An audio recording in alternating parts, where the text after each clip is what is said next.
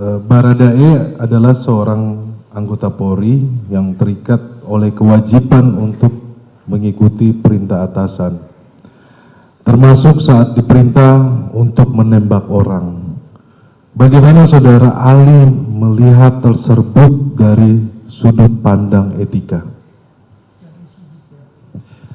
Dari sudut pandang etika, di situ kita bicarakan dengan sebuah dilema moral. Di satu pihak, harusnya dia tahu bahwa yang diperintahkan itu tidak boleh diperintahkan. Tentu di situ juga bisa dipertanyakan apakah misalnya dalam budaya yang sangat mementingkan perintah, batas wajib melaksanakan perintah dibicarakan. Saya tidak tahu sama sekali hal itu. Jangan-jangan para, katakan saja misalnya di polisian, para polisi itu hanya dididik, pokoknya kamu harus taat selalu. Nah, secara etis dalam dilema itu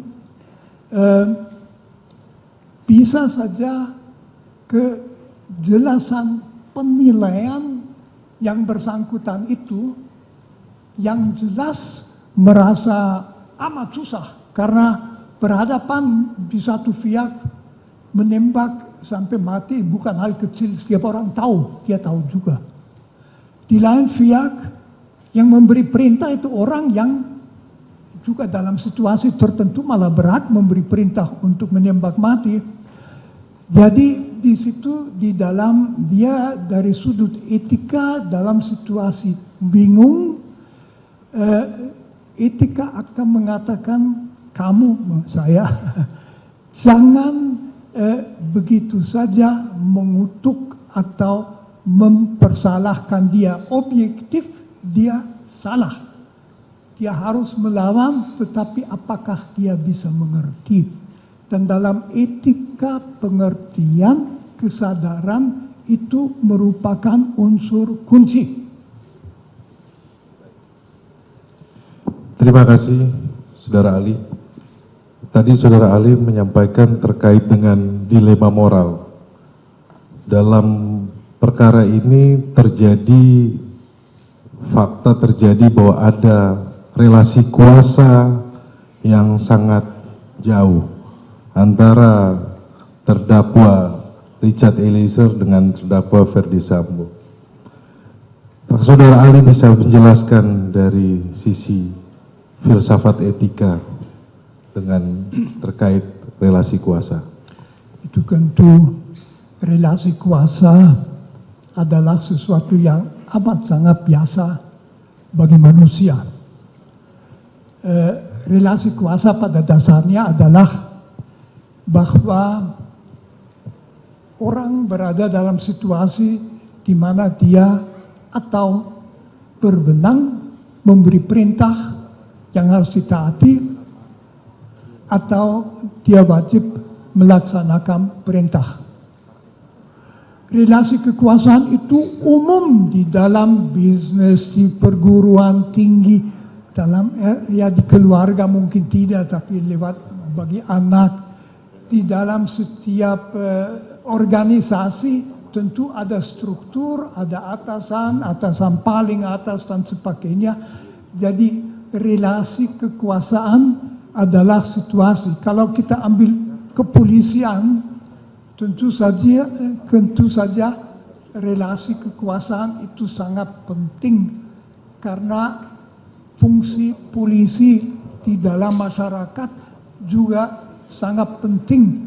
Polisi itu yang membantu negara supaya pelanggaran hukum tidak terjadi, dan kalau terjadi diberikan sanksi.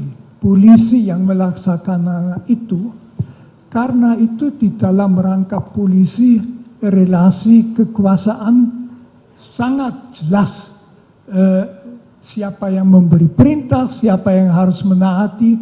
kalau saya tidak salah observasi itu bahkan kelihatan dalam dua orang polisi ketemu, kalau yang satu lebih tinggi kelihatan dengan bentuk tubuh itu berbeda. Itu di dalam bisnis tidak demikian.